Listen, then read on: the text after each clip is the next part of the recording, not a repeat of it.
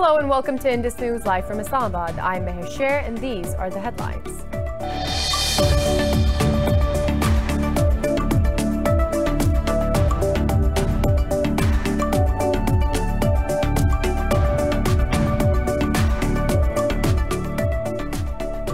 Armenia and Azerbaijan have agreed to refrain from deliberately targeting civilians in a conflict over Nagorno-Karabakh. The agreement was reached during talks in Geneva between foreign ministers of both sides and envoys from France, Russia, and the US. Hundreds of people have been killed in more than a month of fighting in the region.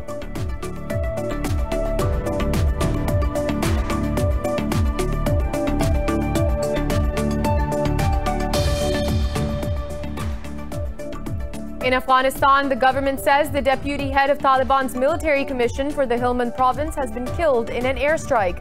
The defense ministry said 8 Taliban fighters were also killed in the air raid in Nawa district. The Taliban have not yet commented on the ministry's claim.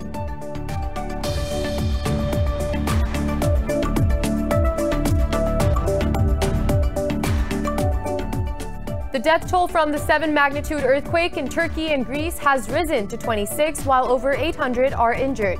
Ankara has reported 24 fatalities, while 2 people died in Greece.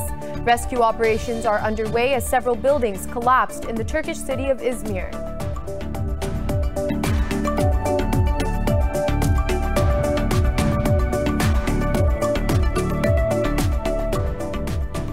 COVID-19 infections tally in the U.S. has topped 9 million with more than 229,000 deaths. India has recorded 551 deaths and over 48,000 cases overnight as the country's caseload crosses 8 million. In Pakistan, 11 people have lost their lives to the virus, with the death toll exceeding 6,800. Globally, coronavirus has claimed over 1.18 million lives and infected more than 45.4 million people.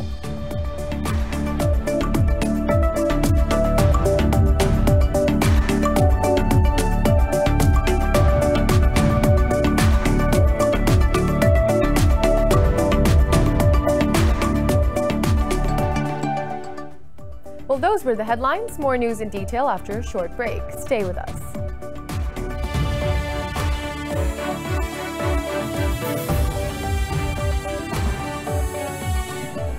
Welcome back. Armenia and Azerbaijan have agreed to refrain from deliberately targeting civilians in a conflict over Nagorno-Karabakh. The agreement was reached during talks in Geneva between foreign ministers of both sides and envoys from France, Russia, and the United States. In a statement, the co-chairs of the Minsk group said Armenia and Azerbaijan have agreed to exchange the bodies of fighters. It said lists of detained prisoners of war will also be provided within a week, with the aim of an eventual exchange. Earlier, human rights groups called for an immediate halt to the use of banned weapons by Armenia. Hundreds of people have been killed in more than a month of fighting in the region.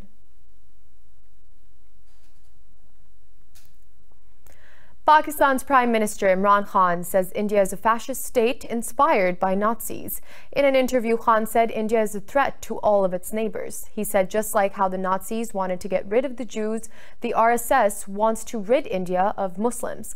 Khan said Pakistan wants the United States to treat Islamabad and New Delhi equally on the Kashmir dispute. The Prime Minister said Pakistan has no favorites in Afghanistan. He added his country's only interest is any future government in Kabul should not allow India to operate against it. To a question, Khan said Pakistan can never recognize Israel unless there is a just settlement as per the relevant UN resolutions. About the United States election, he said President Donald Trump is very unpredictable despite trailing Joe Biden in opinion polls. Moving on, the U.S. says Indian hesitation in its border standoff with China has hurt Washington's bid to contain Beijing. According to the Indian media, U.S. State Secretary Mike Pompeo said this during his recent visit to New Delhi. Pompeo said India's hesitation in its confrontation with China is being watched closely across the world. India's Ministry of External Affairs spokesperson has rejected the report. Pompeo recently wrapped up a 5-nation tour of Asia with a call for unity to counter China's influence. And in Afghanistan, the government says the deputy head of Taliban's military commission for the Helmand province has been killed in an airstrike. In a statement, the defense ministry said 8 Taliban fighters were also killed in the air raid in the Nawa district. It added a large number of weapons and ammunition were also destroyed. The ministry further said Afghan forces also killed 14 Taliban in the Uruzgan province.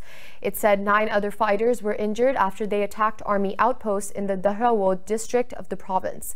Meanwhile, Afghan military said 2 of its soldiers were killed while 5 injured in an explosion near their outpost in the Balkh province. The Taliban have not yet commented on these claims. The death toll from the earthquake in Turkey and Greece has risen to 27, while over 800 others are injured. A 7-magnitude quake with an epicenter in the Aegean Sea rattled the 2 countries, causing several buildings to collapse. The shallow tremor also triggered a mini tsunami that flooded the Turkish city of Izmir and Greek island of Samos. Ankara has reported 24 fatalities so far, while search and rescue operations are underway in at least 12 buildings. Officials say over 100 people have been rescued in the AEGEAN Izmir province. Turkish President Recep Tayyip Erdogan says the government has mobilized all the means for rescue efforts. Erdogan also thanked Greek Prime Minister Kyriakos Mitsotakis, who called him to offer assistance. Athens has recorded 2 deaths on the Samos island when some teenagers were buried under the debris of a building. The U.S. Geology Survey says quake struck at a depth of 10 kilometers. Offering condolences, President Arif Alvi and Prime Minister Imran Khan say Pakistan stands with the Turkish nation, extending every support to Ankara. Moving on, Canadian Prime Minister Justin Trudeau has distanced himself from the position of French President Emmanuel Macron on the issue of freedom of expression. Speaking about blasphemy in France, Trudeau said free speech doesn't guarantee needlessly hurting certain communities. Trudeau said freedom of speech is not without limits and it is necessary to act with respect for others in a civilized society. He said Canada defends freedom of expression but will not endorse shouting fire in a movie theater crowded with people. He said in a pluralist society, it is necessary to be aware of the impact of words, particularly on communities that still experience discrimination. Meanwhile, Indonesia's president said freedom of speech that insults the sacred values of religion cannot be justified. Earlier, Hezbollah's chief said France declared war on Muslims by publishing blasphemous caricatures. Iraq's security forces have dismantled protest tents on Baghdad's Tahrir Square and reopened Jamhuriya Bridge. Authorities closed the bridge and protesters set up tents at the onset of the mass anti-government protests a year ago. Commander of Operations Qais al-Mohammadawi said today's operation was done in coordination with peaceful protesters. He said Tahrir Square is an important economic center of the city. Traffic resumed on Jamhuriya Bridge right after the concrete walls were removed. Activists did not gather to protest the removal of tents. Anti-government protests last year shook the country and killed more than 500 people.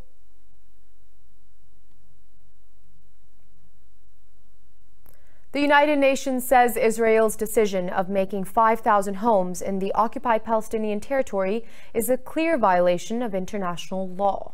A UN Special Rapporteur for Human Rights has called for accountability as Israel records the highest rate of illegal settlement approvals. In a statement, Michael Link said the international community has to respond with more than just mere criticism. He said the international community observes Israel's occupation and it sometimes objects, but does not act to curtail violations. Link added Tel Aviv has approved more than 12,000 settlements only in 2020. He said this acceleration of settlement growth worsens an already precarious human rights situation on the ground. Moving on, Hamas has condemned the U.S. decision of listing Israel as the place of birth for Americans born in Jerusalem. Yesterday, the U.S. Embassy issued the first ever passport to its national, listing its place of birth as Jerusalem, Israel. U.S. Secretary of State Mike Pompeo announced the change in the policy a day earlier. He said Americans born in Jerusalem can now list either Jerusalem or Israel as their birthplace. Hamas spokesperson Hazem Qasim called the move aggression against the Palestinian rights in the occupied Jerusalem. It shows the recklessness from the American administration toward all the Arab countries who still recognize Jerusalem as the capital of Palestine. Now, the United States and Sudan have signed an agreement to restore Sudan's sovereign immunity. Sudan's Justice Ministry said the agreement will settle down the cases against Khartoum in United States courts. In a statement, the ministry said the cases include the bombing of U.S. embassies in Kenya and Tanzania in 1998. It said Sudan has agreed to pay $335 million to the U.S. victims of the bombing incidents. Earlier, President Donald Trump said the U.S. will remove Sudan from their list of state sponsors of terrorism. Washington listed Khartoum as a state sponsoring terrorism when Omar al-Bashir was president. Sudan has also become the third Arab country to normalize ties with Israel, mediated by the U.S. Now, Libya's Prime Minister Fayez al-Sarraj has withdrawn his decision to resign. Government spokesman Ghalib al-Zakleh said Sarraj will remain in office until the ongoing intra-Libyan political dialogue comes to an end. In an interview, Sarraj said he took the decision in response to repeated demands to avoid the political vacuum in Libya.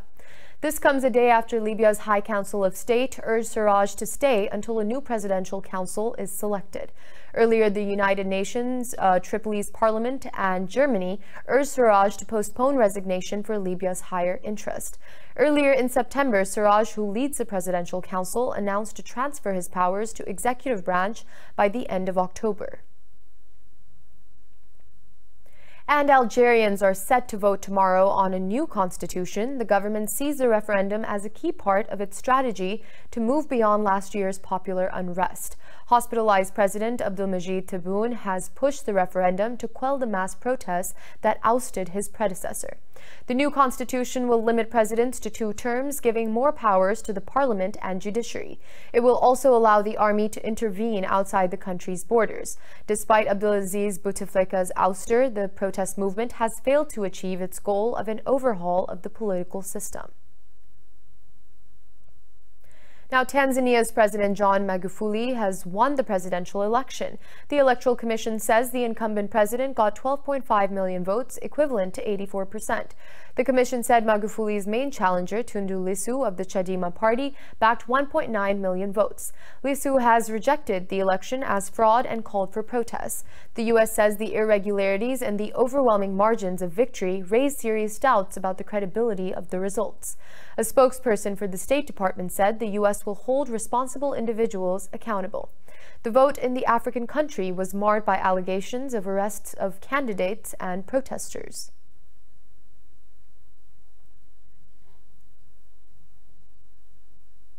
More news after a short break. Stay with us.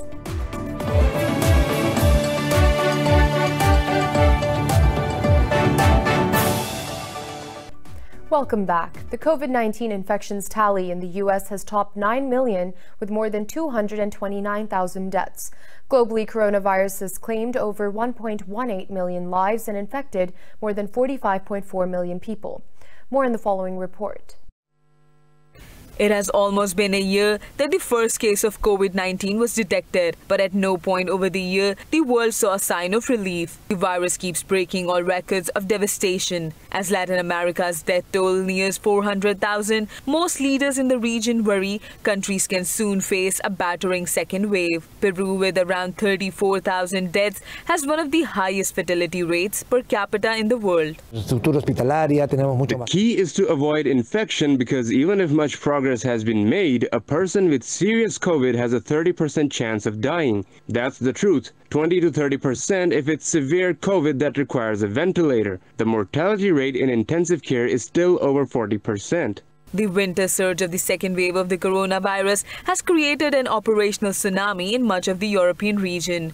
Belgium recently has been reporting twice as many daily cases as France. It also has one of Europe's highest mortality rates. Italy exceeded 30,000 daily infections for the first time, while German hospitals warn of resources shortage. In Spain, public clashed with the lockdown police to protest the curbs as they say they are left at the mercy of the local food banks to feed their families. De 400 al mes a 3.500 al día. We have reached 3,500 a day from 400 a month to 3,500 a day. That is to say, all the cases of vulnerability have been multiplied by 200. In this sense, I think there is a new concept, a new poverty. The profile is now different. These are people who are self-employed, entrepreneurs, TV presenters, circus workers, employees in entertainment industry. Over in India, authorities recorded 551 deaths and over 48,000 cases overnight. The country's infection tally has exceeded 8.1 million with over 121,000 deaths. Pakistan has reported 11 COVID-19 deaths and 807 cases overnight.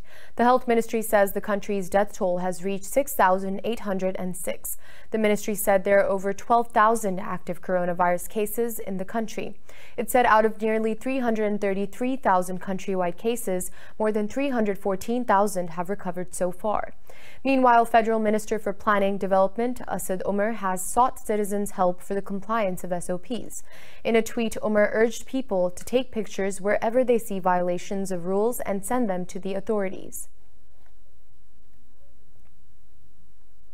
Brazilian Vice President Hamilton Mourão says the government will buy a Chinese COVID-19 vaccine that is being tested in the country.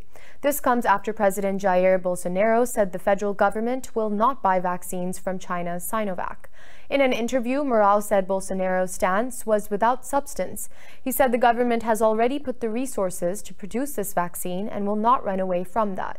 Meanwhile, the EU says any vaccine in the territory of the bloc will have to comply with approval procedures. At a press conference, the European Commission spokesperson Eric Mamer said all member states have signed up to this European vaccine strategy. Mamer added Brussels is not in negotiations with either Russian or Chinese companies. Earlier, Hungarian Prime Minister Viktor Orban said Budapest was talking with Russia and China for shots as early as December. And over in the United States, in a final burst of campaigning, President Donald Trump and his challenger Joe Biden have crisscrossed Midwestern states. These states may hold the keys to the White House. More in the following report.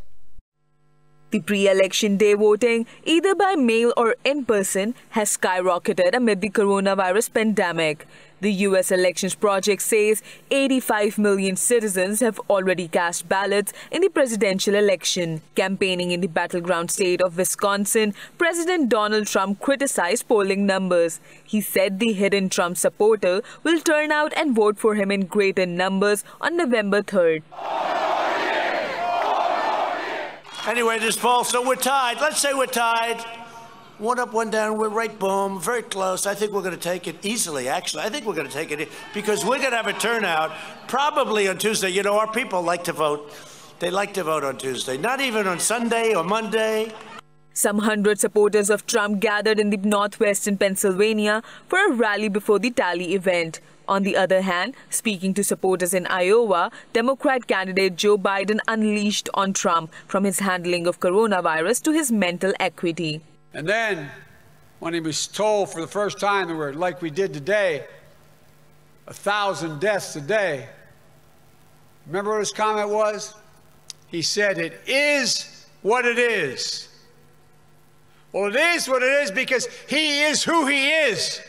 That's why it is what it is. These guys are something else, man. Meanwhile, U.S. astronaut Kate Rubins has voted in the presidential election from space. Rubins said she felt it was her duty to vote. And more on the U.S. election, the United States has accused Iran-based hackers of targeting its voters' registration database. In a joint statement, the FBI and Department of Homeland Security said the hackers sent threatening emails to thousands of Americans. It said the emails asked voters to change party registration and vote for U.S. President Donald Trump. The agency said they are aware of an Iranian advanced persistent threat with the actor targeting U.S. state websites. They said this actor was responsible for the voter intimidation emails and for election-related disinformation in mid-October. U.S. officials have been on high alert over the threat of potential foreign interference in the upcoming November 3rd election. And moving on to Chile, the anti-government protesters took to the streets of Santiago and clashed with police. The protest comes 6 days after a vote to change the country's constitution. Riot police used tear gas and a water cannon to disperse the crowd. Police say dozens of protesters were arrested. The protest began a little over a year ago to call for reforms to the pension, healthcare, and education systems. Moving on, at least 7 people have been killed in a landslide sparked by heavy rains in El Salvador. Government says more than 30 others are missing under a deluge of mud. The mudslide hit the village of Los Angelitos after heavy rains loosened the earth on the flanks of San Salvador. A civil protection agency says the landslide carved a route for 4 kilometers, sweeping mud, rocks, and tree trunks in its path. Interior Minister Mario Duran called the situation difficult and said around 35 people were buried in the landslide. Soldiers with a sniffer dog are working alongside fire crews and civilians to try to unearth survivors.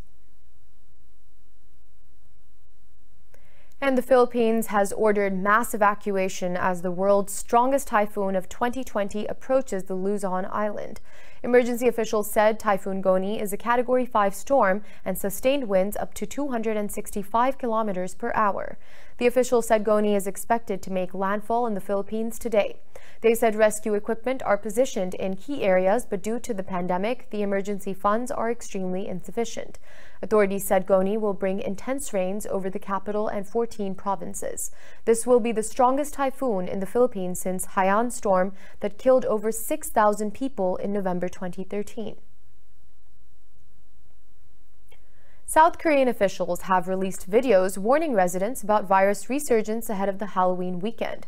More in the following report. Halloween this year should have been ripe with possibilities, but unfortunately, the holiday is happening in the midst of a pandemic. In a bid to contain COVID-19 transmission, officials in South Korea's capital city of Seoul are warning citizens with creative posters and videos. They have advised people to host Halloween parties online. Seoul City, along with Justice Ministry, National Police Agency, and Ministry of Food and Drug Safety will expand the joint inspection team into 24 groups with 140 officials and will intensively check dancing clubs today and tomorrow. Don't end up a real ghost while enjoying Halloween, reads the caption on one poster in Seoul. Another warned this year's party could really turn scary. Some 14 nightclubs have already been shut after failing to adhere to social distancing guidelines. The city plans to reap immediate results from infectious disease prevention measures by ordering a 2-week ban on gatherings for the facilities that violate the guidelines from the next day. South Korea has been praised for quick recovery and effective action against the COVID-19 pandemic, but it saw a resurgence in cases in May after an outbreak linked to nightclubs and bars in Seoul.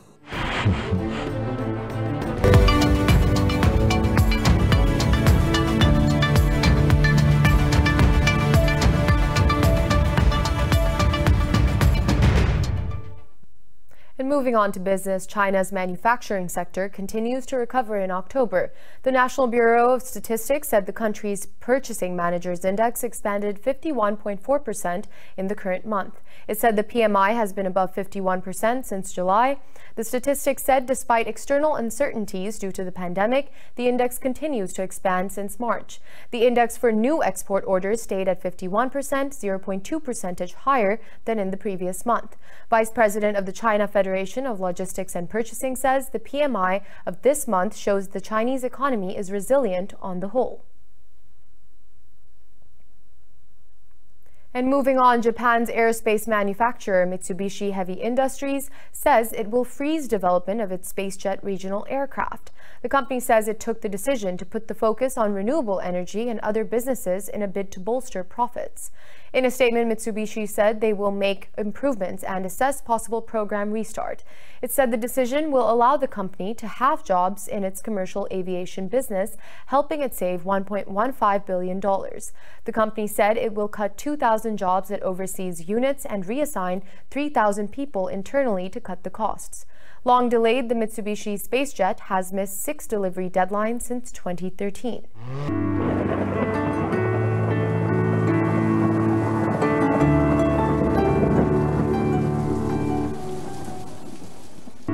And now it's time to take a look at the latest weather updates from around the world.